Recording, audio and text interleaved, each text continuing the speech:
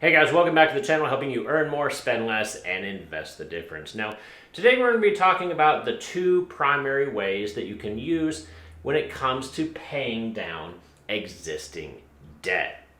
Now, we're going to be talking about both the Avalanche and the Snowball method. And each of these methods has their own particular sets of pros and cons. So we're going to go through and explain what each of these methods are and which one might be best for you based on your particular set of circumstances.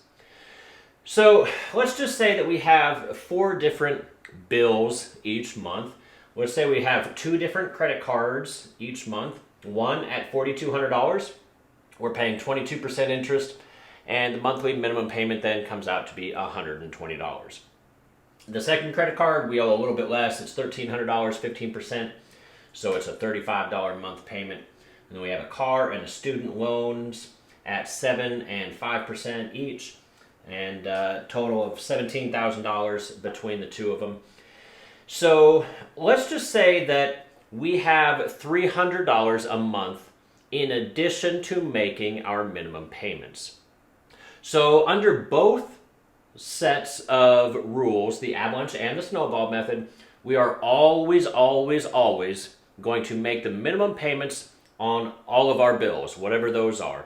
You never want to get hit with any late payments or failure to pay penalties or anything like that. So let's just say that once we've paid all of this, we have $300 a month extra that we can use to start whittling away at some of these balances. All right. So under the Avalanche method, what you want to do is you want to take the absolute highest interest rate and apply all of your money to that one. So in this case, our highest interest rate is 22%. So every month we're going to make our minimum payments, and then the additional $300, we're going to put it all to this one. That's going to be our first one that we're going to pay off. And we're going to keep putting all of the money towards this highest interest rate that we have on this credit card. So $300 a month, it's going to take, 14-ish months, give or take, minus the, random drawdowns from paying the minimum payments. But it's going to take a little over a year to wipe this debt out. And then once this credit card debt is completely gone, you're going to move to your next highest interest rate, which is going to be this second credit card at 15%. So this is going to be the second one you tackle. So now we don't just have $300 a month that we're playing with. Now we have the $300 plus we no longer have this minimum monthly payment. So now we actually have $420 a month that we can put towards this second credit card.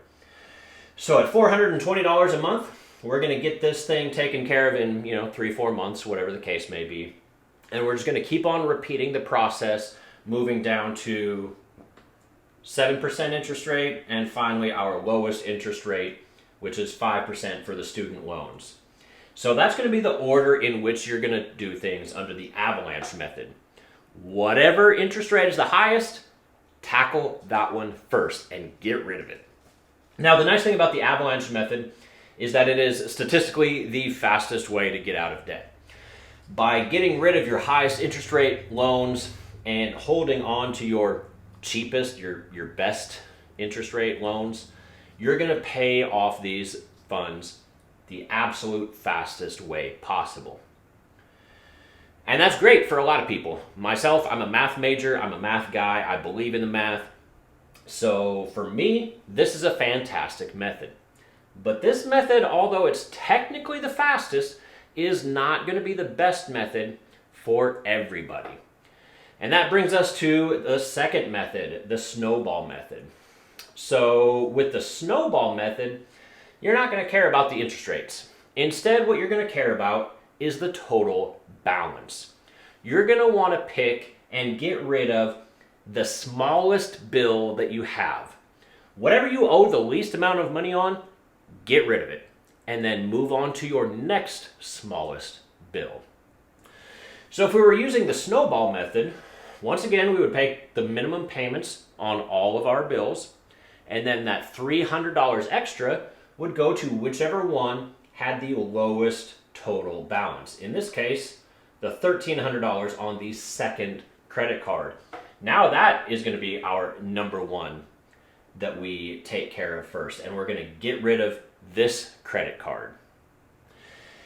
And then we're going to rinse and repeat the process and get rid of the next lowest balanced item on our list, which in this case is going to be this other credit card at $4,200. So that's going to be the second one that we tackle.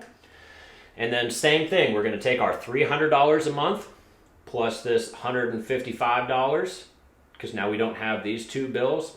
So now we got, $455 a month that we're putting towards our next lowest bill, which is going to be this student loan, which is going to take us, I don't know what the math is on that, 16 months, give or take, 14, whatever it is.